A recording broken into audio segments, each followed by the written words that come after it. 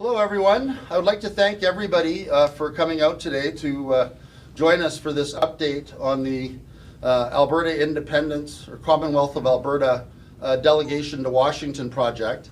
As many of you know, Alberta's relationship with Canada over the last number of years has become entirely dysfunctional, with governments in Ottawa thinking that they should shut down the economy of the province of Alberta at whim, imposing taxes on people on the misguided thought that somehow putting punitive taxes on working people trying to pay for fuel to get to work somehow is going to change the weather. This is the level of idiocy that we've been dealing with as Albertans in trying to make a living, take care of our families, and produce the energy that this entire continent needs to thrive and survive.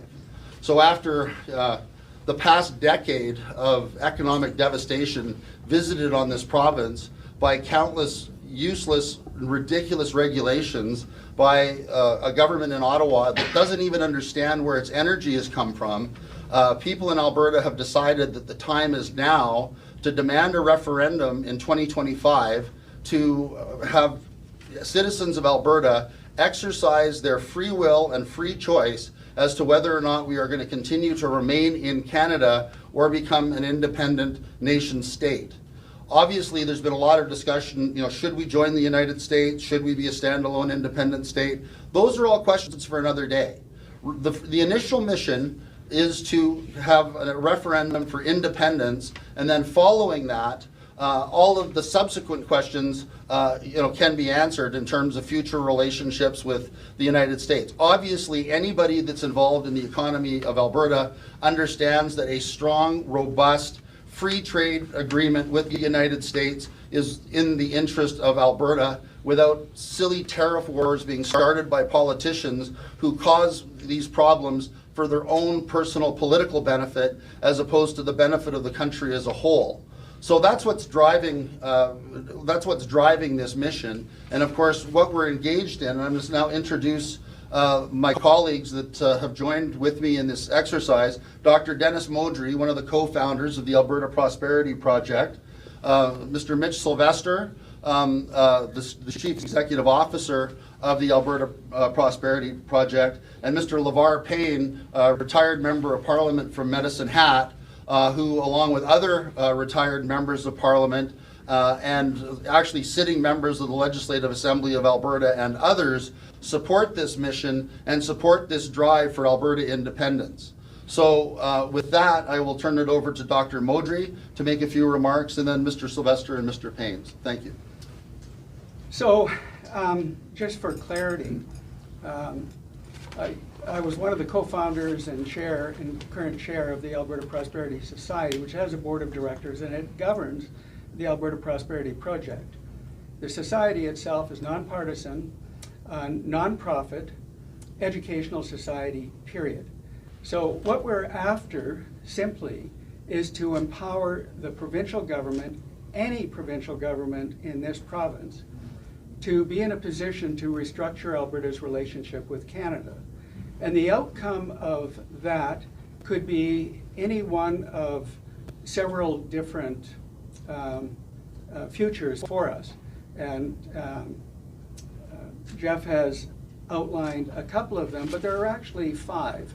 And I think it's important that everybody understand, because if you believe that Alberta sovereignty would be beneficial for you and your family and future generations in the future, and I can tell you categorically it will. And I'll just give you one example. If you are an average wage earner in the province of Alberta making $78,000 a year, what Alberta sovereignty can bring to you is a doubling of your purchasing power by getting rid of useless taxes, simply as an example.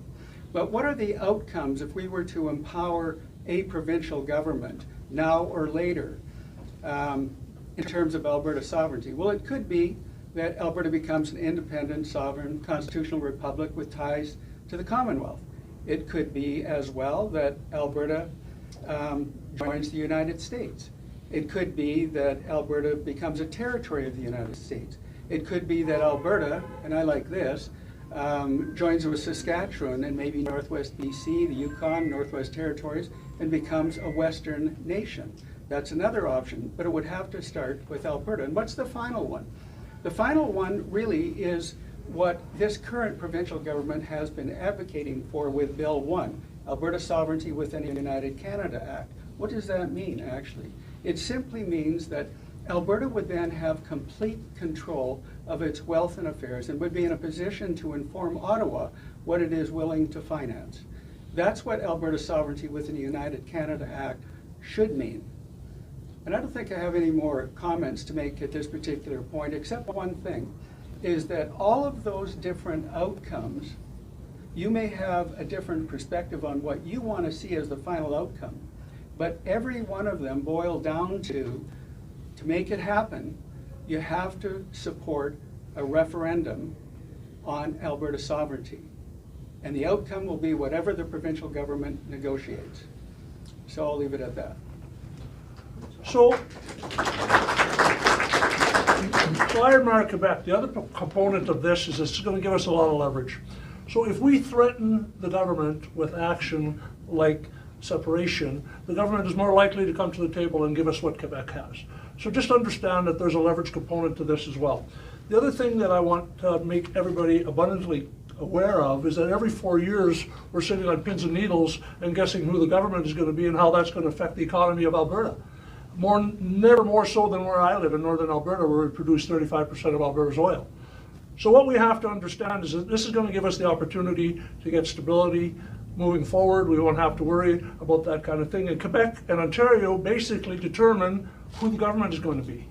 We won't have to worry about that kind of thing anymore because they've always taken care of themselves, and I really believe it's Alberta's turn to take care of itself.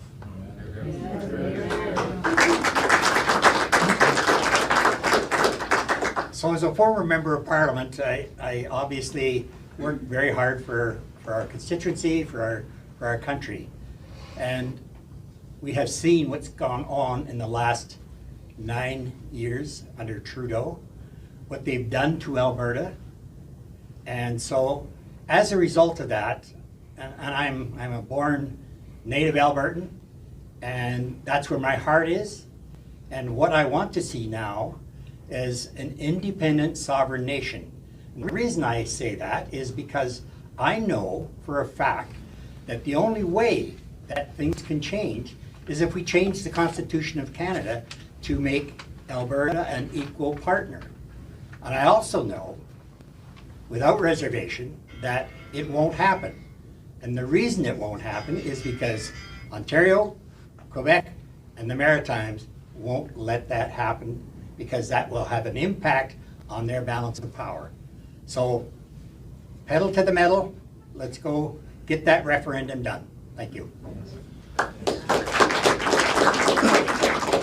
One of the other things that I'd like to address today as well, and it's a question that we get all the time, is like, well, if there's a referendum this year, what are the chances of success for Alberta voting to, to be recognized as an independent country?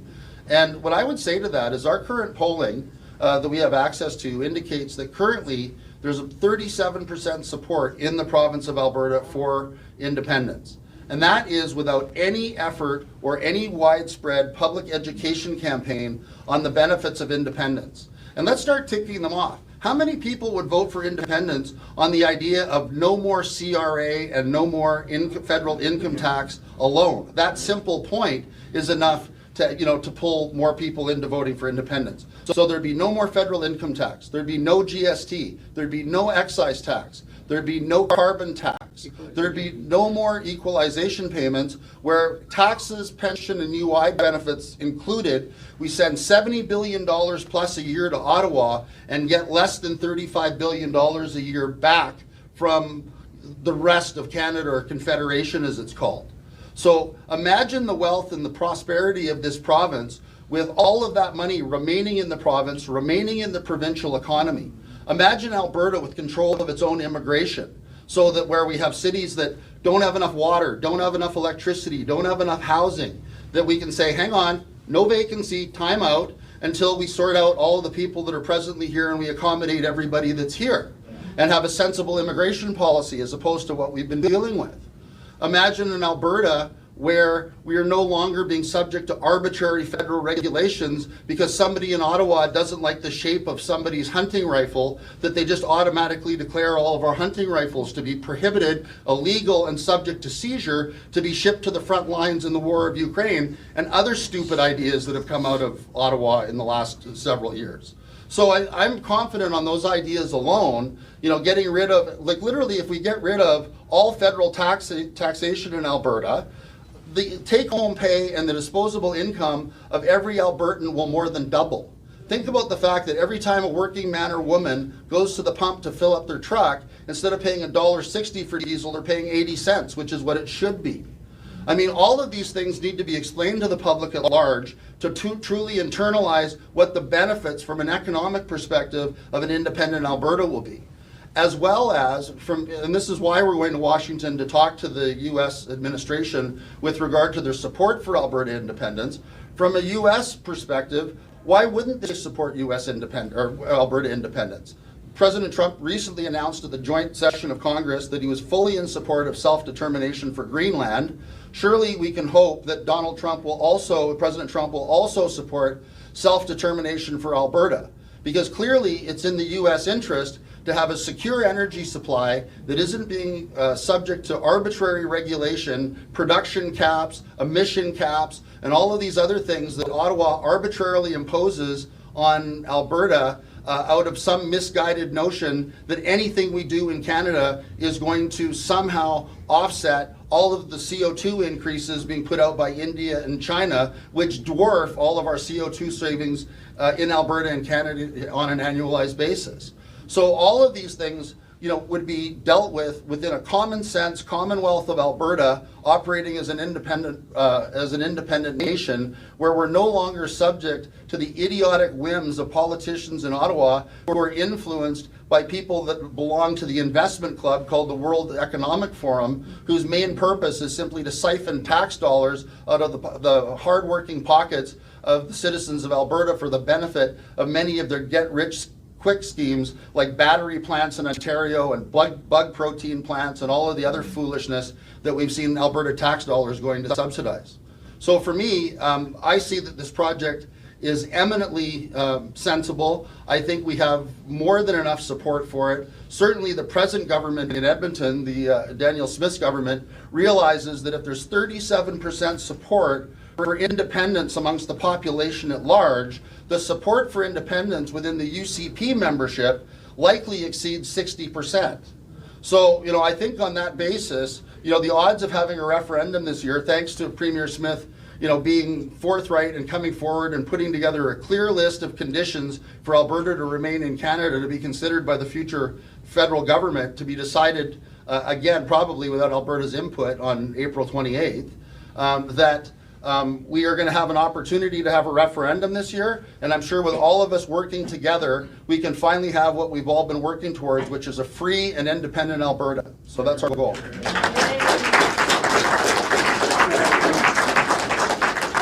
I'd just like to add a comment to that. What does sovereignty mean? It really means self-governing. And I'd like to take it down to the individual. So if you want independence, if you want sovereignty for yourself and your family, what does that mean? It's the ability to purchase the goods and services that you want, unfettered by government, particularly the federal government. Well, there's really only one way for us to get there, and that is to get this referendum done to empower the provincial government so that this provincial government or some future provincial government can negotiate from a position of strength. And the outcome will be whatever the outcome is, but it'll be a whole lot better than where we are right now. So we also have to understand that we have to regionalize. The globalist agenda is to make everything big so that we can't access or we can't control our own environment. I think it's imperative that we shrink down our governing area so that we take care of probably the richest economy in the world right here. But it's very important to us to understand that we have no voice in Ottawa, that we can access these people, and what's happened now is it's out of control. I mean, everybody understands that the honor is out of the government, out of the federal government. That used to be one of the conditions. Any one of the ethics violations would have brought down any form of government. Now we're ethics violation after ethics violation. So there's no longer any honor left in the government of Canada. And they've proven it to us over and over and over again, on many levels. Eric? Questions? Art? Or, You're going down as a delegation, which I kind of like that, but I wonder, who do you represent? Are you representing the province of Alberta? Are you representing another organization that has been struck and you have a following? Because Americans aren't going to just really listen to 4 guys or a half dozen going down there unless they know that there's something behind them. So I'm kind of curious where you stand on that point. Well, sure, I can answer that. The organization that we're involved with is the Alberta Prosperity Society and the Alberta Prosperity Project. We have over 66,000 members and volunteers and supporters in the province of Alberta that are committed to moving this project forward. And the idea of going to Washington to meet with representatives of the Trump administration is to go down on a fact-finding basis, to ask questions and to determine the level of support that the government of the United States would be prepared to provide to an independent Alberta. We're doing this as independent citizens, but we have, from our perspective, a strong mandate given the will of the people of the province of Alberta for independence. At 37%, we represent at this point over 1.85 million people in the province of Alberta that are interested in getting out of Canada at this time. And certainly what we're proposing to the United States is in the interest of the United States, and we see no reason that they wouldn't want to talk to us. We're already in touch with the U.S. administration at a very high level, talking to the appropriate liaison people within that government, and are moving forward on that basis. I would just add to that, Art, that we like to think that as an educational society and as an educational project, that in terms of representation, what we want to be able to do is represent knowledge to the people of Alberta about what sovereignty can mean for them, how it can benefit themselves and their families and future generations. So that's the way I kind of like to think about who we represent. And obviously, just to follow up on that, as part of the ongoing project and with regard to our view that a referendum is inevitable this year, there are a lot of questions that our fellow Albertans will want to have answered in terms of the level of support that the U.S. would bring to an independent Alberta, including an open border, complete free trade on all goods and services back and forth across the U.S.-Alberta border, financial support if necessary to transition to an Alberta currency, recognition at an international level as an independent nation state, etc. So those are all questions that we have. The response that we're getting, quite frankly, from the present U.S. administration is very positive. We've been advised that the interest in what we're doing is extremely high, and certainly everything that we've seen indicates that this is far from a fool's errand, and that this is something that we need to pursue with vigor. And the other thing, we're probably the only group that has the infrastructure and the people and the manpower to actually make this happen. So I honestly believe that we could. Who are you actually meeting in Washington? How do you know it's not a fool's errand? And how do you know that Danielle's actually going to pull the trigger on a referendum? Well, we've been advised by the people we're speaking to in the States to not disclose who it is that we're talking to at this point. And, You're legit. well, You can't give us the name. Well, Secretary of Undersecretary. yeah, well, I can assure you that we're not, and we've been asked not to disclose who it is that we're talking to, and for purposes of confidentiality, that's how we're proceeding. So you're certainly entitled to your opinion, but. How do you know that Danielle's actually going to pull the trigger? I mean, people can talk a big game. Well, we have another way of proceeding, which is called the Citizens Initiative, and that's where the 66,000 volunteers at APP come into place. If Danielle doesn't pull the trigger, we're currently working to gather the signatures that we need to move forward. We might just remember, we're doing this for the citizens of Alberta because of the fact that we have not been treated fairly under the Constitution. We have not been treated equally. And so for us to go down there, get as much information we can, and then redistribute it back to the population, that should help also with increase in the numbers from 37% to, who knows, 60, 70?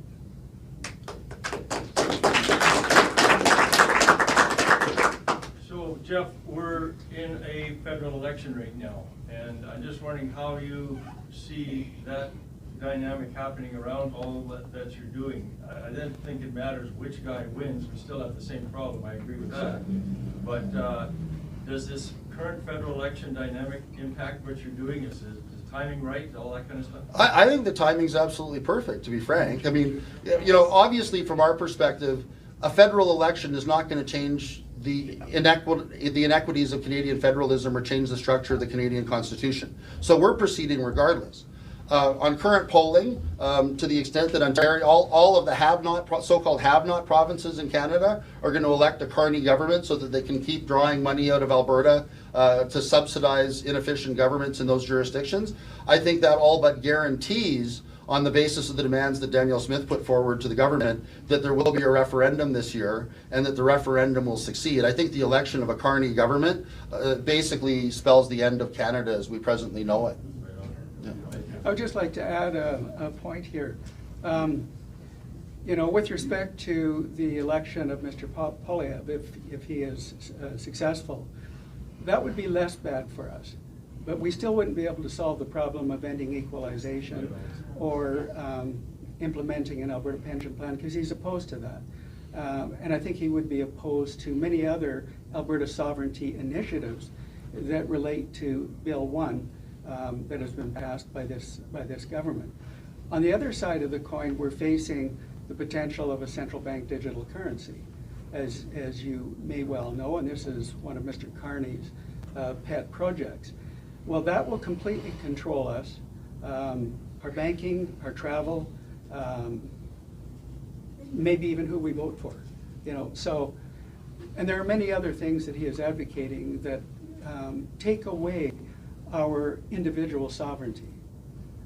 So, you know, I'm not suggesting to people who they should vote for in the federal election because, as Jeff said, I think it's relatively irrelevant in terms of the sovereignty movement for Alberta. If I could jump in with a few questions. Rachel Parker, independent journalist. Jeff, you've said that the question of statehood is really one to be answered later on, and right now the focus is on Alberta referendum on independence. That being said, you are still planning on going to the States and speaking with some individuals in the Trump administration. So what are you really hoping to get from that? Are you hoping to get some agreement from them that they're going to support it? How will that benefit the push for independence if that's not the question you're looking to answer right now? Well, first of all, everybody needs to understand, for all those people that strongly believe that we should become a state within the United States of America, and there's a number of people within the independence movement that feel that way, everybody within the independence movement understands that the first step towards anything is independence from Canada. So we're talking about first steps here. We're talking about getting support from the United States of America for an Alberta independence referendum this year and for a yes vote in that referendum with a future eye towards either U.S. territorial status or U.S. statehood, if that's what the people of Alberta want. This is a democratic exercise. The people in this province have to have a say, and I think what's been bothering many of the people in this room is that we have not been given the opportunity, and people have been fighting the opportunity to prevent adults in this province from having a say as to whether they want to continue to belong in Canada or not. And one of the things that we're proposing is that whether we succeed in the referendum this year or not, we're proposing that the Alberta government adopt legislation that says that after every federal election, within 6 months, there has to be an independence referendum. And the reason that we say that is we've all learned too often in Alberta that Toronto and Montreal effectively decide who's going to rule Alberta. And what we would like to see is legislative change in this province to make it so that Albertans can decide, after Toronto and Montreal decides who's going to be the boss of us, whether or not we want to be bossed around by them anymore.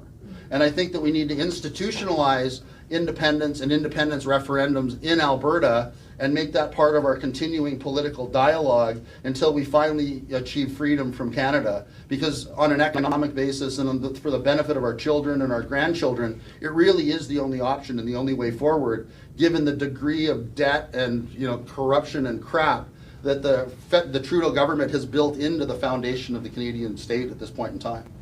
There's been a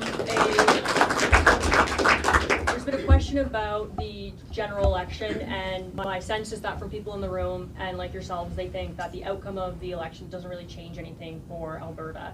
However, I suspect that there are some Conservatives in the province who would like to see Conservative government and who do believe that will improve their situation. I'm wondering if there's any fear or if you've given any thought to running this campaign now during the federal election will chase off some supporters who might otherwise support independence movement who just feel it's the wrong timing to be talking about We haven't this. started the campaign.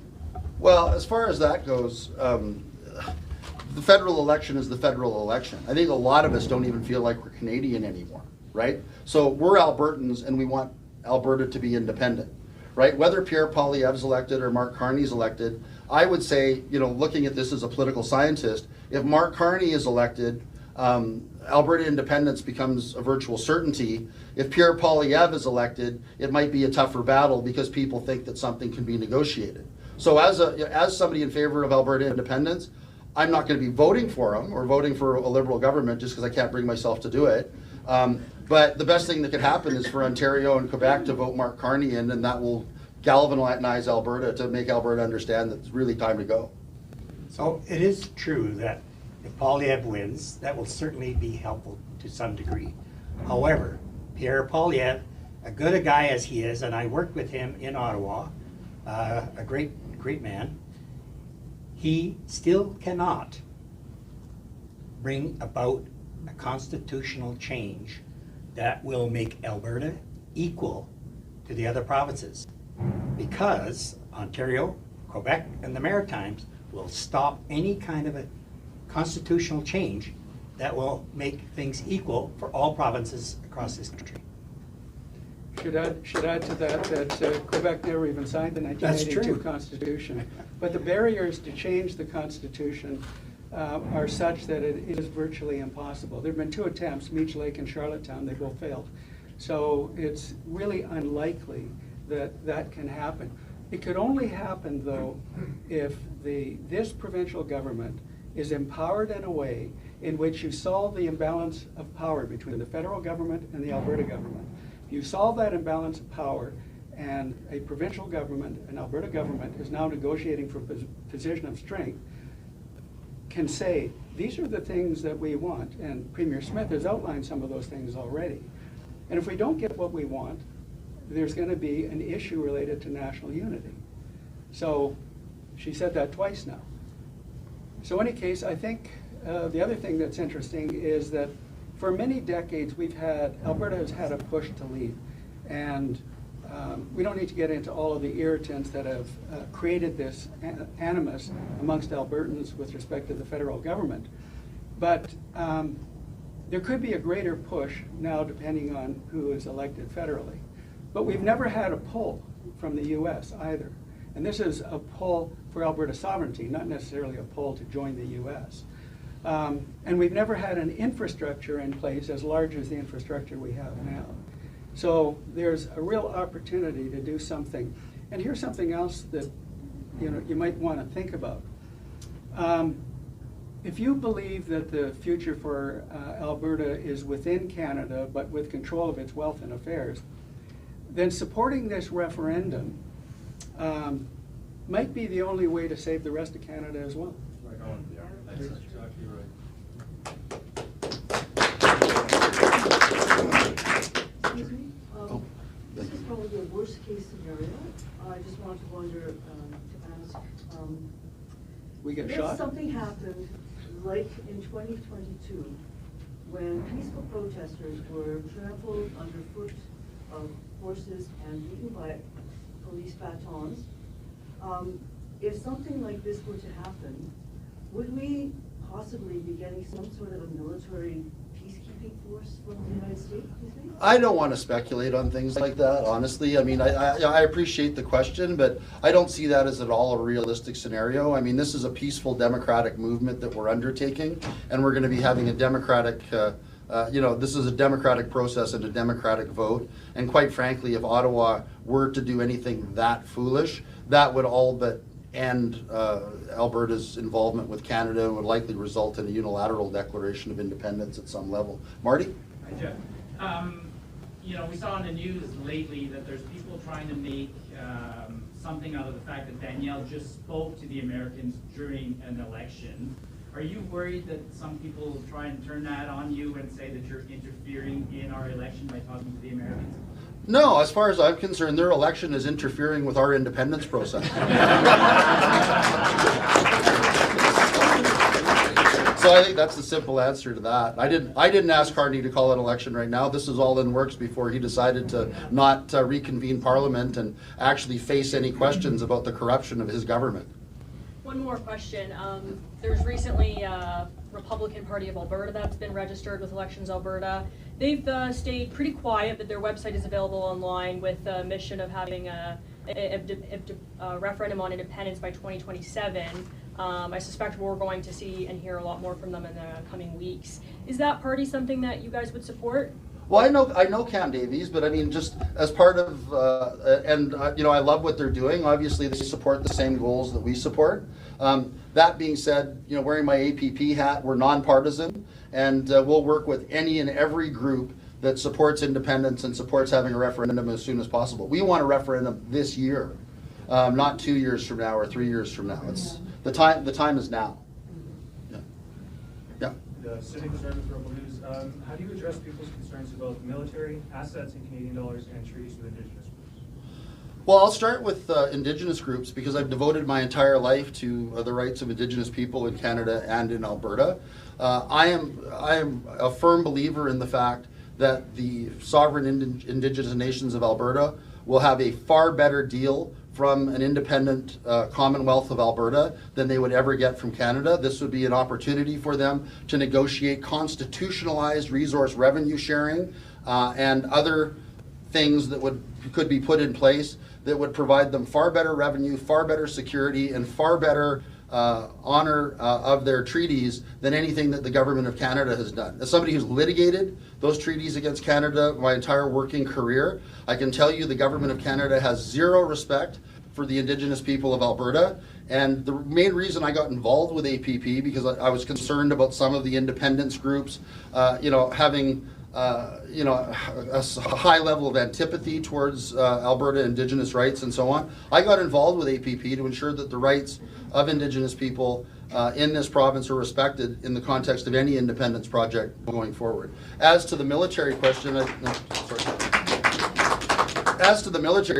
think that's a pretty simple answer. Alberta, given the amount of money we've contributed to Canada over the years and the deficit on the equalization side, I think the position of the Commonwealth of Alberta would be that all Canadian military assets in Alberta belong to Alberta, and that Alberta would happily commit 3% of its GDP on a going forward basis to the creation of an Alberta National Guard that could be fully integrated into the U.S. command structure to defend the province of Alberta. So I think that answers that one. And what was the third point? About assets in Canadian dollars.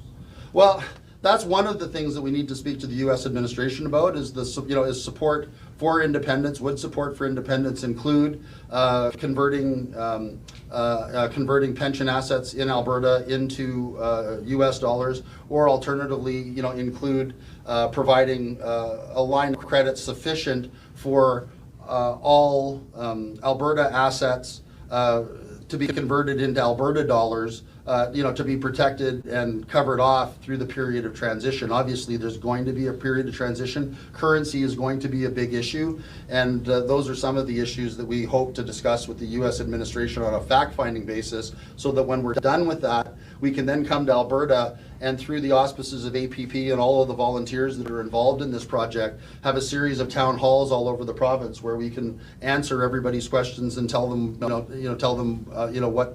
what we've uncovered from a fact-finding basis with regard to support for those very issues. I'd like to just add one little piece on the First Nations, the Indian Act. I was a member of the committee that looked after that group of people, and the Indian Act did nothing for the First Nations people. Trying to get out of it was extremely difficult, and trying to work with it was even worse. So getting rid of the Indian Act, freeing up that for the First Nations people, I think will be a huge, huge benefit for every First Nations person here in Alberta. Roy Byer, just a quick question, but comment first. I actually have grown to like the idea of doing this now, because I think the key message is it doesn't matter what happens in the federal election, Alberta still needs to do this. Right. And I'm a fan of Pierre, but regardless, he can't fix the problems, we have to fix our own problems. But a big question I have has to do with the national park system. We've contributed more square miles in national park system than all other provinces combined. Is this going to be a problem? Will they have some kind of an angle to hold on to those territories? Well, I think obviously the position of an independent Alberta would be that all of those parks become Alberta, the parks of the Commonwealth of Alberta, and would no longer be national parks, and they would be administered by the Commonwealth of Alberta. This lady has a question right here. Yes, ma'am. The broadcaster Corey Morgan wrote a very pertinent book called Sovereign's Handbook about Western independence, and in it he made a very good point, and that was that you had to have a really strong mandate in the province to go forward with a referendum. And I was just wondering what your threshold is for that, in terms of a percentage of the vote of Albertan voters, what your threshold is from the registrations that you are trying to get, down on paper as a commitment to a vote.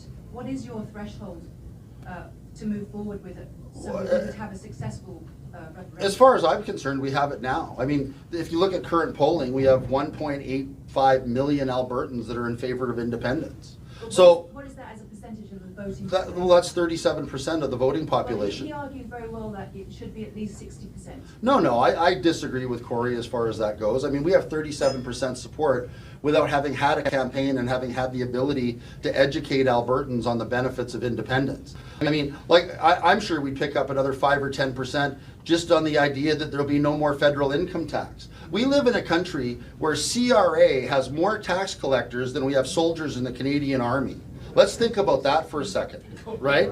So, at that point, I mean, people, free from income tax, free from GST, free from excise tax, free from carbon tax, no more interference in our provincial economy, and an extra $35 billion a year, if not more, because they say that we get $30 billion back in federal services. What services are those? How much of that how many billions just go to pay for tax collection that should be done by the Commonwealth of Alberta government? How much of that goes for Parks Canada when Parks Canada can be replaced by Alberta Parks people, et cetera, et cetera? Yes, sir. I just want to echo on something Mitch said there too, that this is about a leverage play largely. Even if we don't get the threshold, the leverage is important. I remember the Premier at one of your meetings, Dr. Modry, saying that APP was the backstop to what was happening federally. She needed a strong bargaining chip in order to force these guys to even come to the table. So Correct. I think whether or not we get all the way through or not, supporting what you're doing is critical to strengthen that leverage piece for our current Premier and the current situation. So I applaud you for doing it, Jeff. Well, and to be clear, I want to, and I respect my friend Dr. Modry, and I respect my friend Mitch very much. I don't see this as a leverage piece. I'm not interested in leverage. I'm interested in independence. So, I'm a straight ahead, straightforward kind of guy. And as far as I'm concerned, I'm going to be spending the next year trying to convince my fellow Albertans how much happier they're going to be without having to pay federal capital gains tax, federal income tax, GST, having their fuel prices cut in half, having another $40 billion in the provincial economy in this province, having control of immigration in Alberta, all of those things. And I don't think that should be a hard sell to any thinking adult in this province. I might be wrong. We'll find out. But that's how I'm perceiving it. So what I'm despite, seeing, go ahead. so despite my learned colleagues' feelings about that successful referendum is leverage. That really is what it is. But I'd like to further address your question. Generally in a democracy, you win if it's 50% plus one, correct? When Quebec had its two secession referendums, the threshold was 50% plus one. And the second referendum, they missed by a fraction of 1 percentage point, right? That's how close it was. So although the Clarity Act says that you need a clear question and a clear outcome, which will only be determined by the House of Commons after the referendum. It begs the question, what is the correct answer to your question? Is it 50% plus one? In a democracy around the world, that's what you would expect the rest of the world to accept. Well, 50% plus one voted in favor of Alberta leaving Canada, or having Alberta sovereignty within Canada, whatever that outcome is. It begs the question, it makes people nervous about the referendum if the threshold is 60% or 65%. Can you imagine if we had 65% approval of a referendum and the House of Commons said, no, it has to be 67, it has to be 2/3, you know? Can you imagine the uproar that would occur as a result of that? So this is a question that we can't really answer. If I might add, Morgan argues that you want a really comfortable margin, so as to allay the accusations of meddling, you know, the voting meddling, that kind of thing. That's Corey's opinion. I just happen to disagree with it. Sure. Right? So you're saying 37%, that's obviously a pretty strong base of support for an organization that's starting off. Would you release that polling data publicly, including the questions asked across the House? It's not my polling data. Somebody else provided it to me, but I can assure you those are the numbers that I've looked at. That's fine, but can you tell us who has released that publicly so that we can evaluate? No, it was provided to me on a confidential basis. Thank you. All right. Yeah, go ahead. Hi, Jen Hudson from the Western Standard. Hi, Jen. How are you? Hi, I'm doing good. Yeah. Good. Thanks for having us here. Yeah. So I'm interested, this might be a bit early to ask, but what would governance look like for the state of Alberta? I understand there's different factors, if it becomes part of the United States, independence is first, but how would it be governed? And for example, with no federal income tax, would there be some kind of income tax? And if not, how would the province run? So I'm going to encourage you to go to the Alberta Prosperity website, hit on the taskbar, hit education, and then there'll be a little submenu. Ignore the little submenu, just scroll down. And you'll see a document there that's proposed policies and governance of the sovereign nation of Alberta. That was contributed to by John Carpe, as well as James Kitchen, and about 14 other people. 10,000 hours went into that at least. We met for hours 3 times a week. Sometimes we'd argue for an hour on one sentence, all right? In there, it defines what the governance structure would look like, and it really would be a constitutional republic type governance structure. Would not be a parliamentary under the Westminster menu, if you will. But in any event, following an independence referendum, there would have to be some form of constitutional convention in Alberta to decide on the form of the Constitution. I personally don't think that there's very much in the Constitution of the state of Texas that requires a lot of change to be adapted to the province or to the Commonwealth of Alberta. You know, I like the provision in this, in the Texas Constitution that were they to join the United States at some point later, they can vote themselves out again. Obviously, there'd have to be an Indigenous rights component to an Alberta Constitution, which would be stronger than the provision in the Canadian Constitution, et cetera. I mean, those types of things would have to be adapted to our unique circumstance. But quite frankly, I think all of us here and most of the people in this room are of the view that the Westminster model of governance no longer serves anyone in Canada, either nationally or provincially. We have no checks and balances. The only check and balance within the Westminster system of governance are the titles honorable and right honorable, which had meaning in the 19th century when if somebody was caught, let's say, patting a reporter on the butt at a music concert, didn't think that that was a negative interaction, that person would have embarrassed Her Majesty the Queen so much that he would have to resign. That, of course, is no longer the case. Right honorable and honorable no longer has the meaning that it had in the 19th century. So given that check and balance no longer works, I think we have to go to some form of bicameral system of government, with perhaps an elected judiciary, et cetera. So I think that those are all changes that Albertans would certainly look forward to in the context of a new constitution for the Commonwealth of Alberta. And you might, one other point, you might be interested for those who would like to know, well, how was the Indigenous people thought about when we were drafting this? So if you go to page 17, Roman numeral 6, entitled Indigenous People, there's a page and a half that describes what we would expect for them. being equal partners when we create this new constitution for Alberta. Okay, interesting, thank you. And just, Sorry, another question if you don't mind. Have you heard any interest from any of the other western provinces, like Saskatchewan, BC, any groups that are interested in joining together with your delegation or this mission, or how does that look? I've been on the phone almost nonstop since since Rachel Parker's ex-posting went viral across North America. So certainly there are groups in Saskatchewan and British Columbia that are very interested in what we're doing. What we've told them is, look, under the structure of the Canadian Constitution, every province has to have its own unique process within its own unique political structure.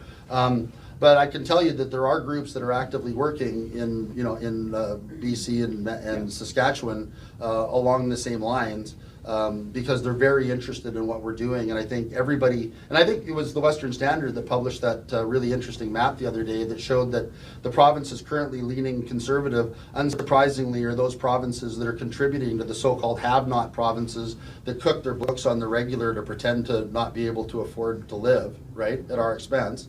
So, I think all of the provinces that, feel that they're completely lacking in representation or completely being, done over, by, this ridiculous equalization formula that was never, that we didn't consult on, that we didn't agree to, that Trudeau unilaterally extended several years ago without our consent, is not working for anybody, and it's time to bring an end to it. Daryl? Oh, sorry, I'll come back to you. Daryl, comment. Would it not be reasonable to expect Albertans who have already had a referendum on equalization, they overwhelmingly approved the renegotiation of equalization for Alberta. So would it not be reasonable for people to believe that Albertans are on sides with having the question of having a sovereign Alberta to maximize the negotiation towards a federal government that has been nothing but critical, difficult, and full of themselves, to put a hand on capping the resources and absolute prosperity of Alberta? Well, I think that's an excellent point, and I think in a lot of the writing that I've done and a lot of the things that I've been saying, as far as I'm concerned, the fact that we had an overwhelming vote in this province to end equalization supports the fact that now that that hasn't happened, the next vote that has to happen is a vote to leave Canada. Because obviously, as far as I'm concerned, the public will in Alberta is for us to get out of the present constitutional system, and that we've already had a vote on that because they say that equalization is constitutionalized, even though it's the wishy-washiest constitutional provision ever and is merely aspirational. It's now been written in stone as if it was handed down on tablets from the mountain, right? I think that vote in and of itself is the only vote that Premier Smith needs to call a referendum on independence this year. Sorry, Daryl, let me just add to what Jeff has just said. That equalization referendum came out of the Fair Deal panel, where there were many that Jason Kenney commissioned. And that was the referendum was really a virtue signaling referendum by Jason Kenney to try and placate the people of Alberta that were upset with respect to the federal government, equalization, high taxes, and many other things. But he knew that nothing could happen with that referendum. And the reason he knew, because in order to end equalization, you need to open and change the Constitution, which is impossible. So he knew that. That's why you never heard a word about it subsequent to the successful referendum. And again, it makes the point that Alberta never had the leverage to negotiate from a position of strength to end equalization. And that's what we want to achieve. But just to follow up on that, I don't want this to turn into a debate. Jason Kenney never had the political will to follow through on that referendum. He always had aspirations to be Prime Minister of Canada, so he was never going to do anything to irritate Quebec and Ontario. That's why we got locked up in our homes and were forced to be vaccinated and all those other things that Kenney did to us that led to him being thrown out on his ass, right? So, that's Jason Kenney in a nutshell. But what I say is we had a vote in this province to end equalization. No Alberta government has even taken a step to try to litigate that. because again, I think it's one of the wishy-washiest constitutional provisions written. It's purely aspirational and should not result in the billions and billions and billions of dollars being siphoned out of this province for the benefit of Quebec. Okay, I gotta add something else, Daryl. Okay, so he mentioned litigation. So is it reasonable to think that the Alberta government has to be forced into, right now I believe it's 16 litigations that are ongoing with the federal government. They take months, years to resolve. And the outcome is usually decided, if it gets to the Supreme Court, by the Supreme Court that has been appointed out of the Prime Minister's office, right? So it's unlikely that we're going to get satisfaction through all of this litigation.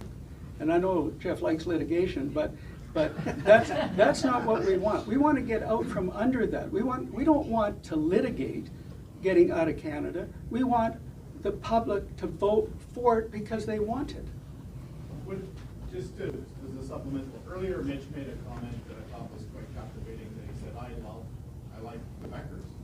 It seems, Mitch, to this point, it seems that Quebec figured out how to get the most out of the circumstance they're in, because we keep giving them money. And they have the most leverage. So if we take the Quebec model, which has the most leverage, it means that this should be a shoo-in for people who want to vote for a sovereignty referendum, because it maximizes leverage. And that, we have a Canadian success story already on doing that, which is Quebec. Other than Quebec's still part of Canada, I want Alberta out. So. Just one other question, sorry if you touched on this already, but a lot of people are asking, do you have an update on when exactly you're going to be going to DC? Timing-wise, I guess there's been a lot going on in the States, as we're all aware. So probably within 4 to 5 weeks, I think is the timing that we're talking about with the people we're in contact with. So, Art? Yeah, Art, hang on.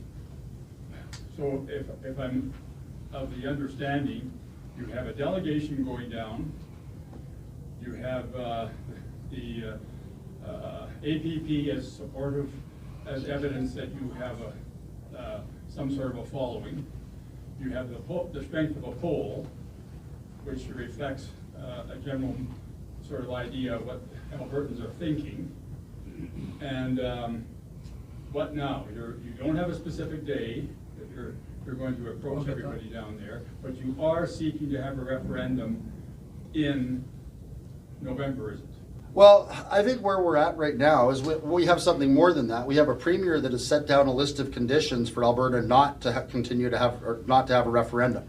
One of the conditions that she set down is that Alberta will no longer be contributing money to the large so-called have-not provinces in Canada, specifically Ontario and Quebec, that have literally cooked their books by excluding all other hydro revenue from equalization so that they can continue to pretend to be have-not provinces. So the Premier has said in a clear statement that unless all of those conditions are met, that there'll be a referendum this year. So we're taking her at her word that there will be a referendum this year, and we're working forward on that basis, and we think that adds strength to our desire, or not our desire, but to the discussions we're having with American officials in terms of moving this forward. And on another note, we're actually gaining hundreds and hundreds of people supporting this and joining APP every day.